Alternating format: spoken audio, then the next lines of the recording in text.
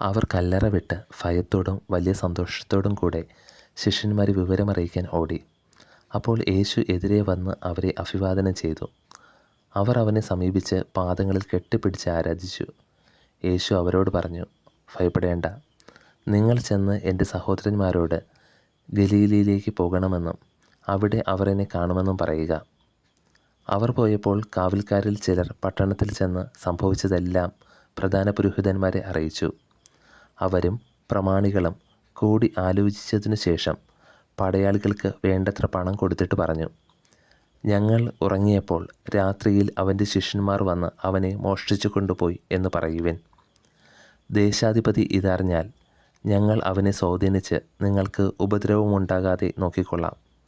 അവർ പണം വാങ്ങി നിർദ്ദേശമനുസരിച്ച് പ്രവർത്തിച്ചു. ഇത് ഇന്നും യഹൂദരുടെ ഇടയിൽ പ്രചാരത്തിലിരിക്കുന്നു.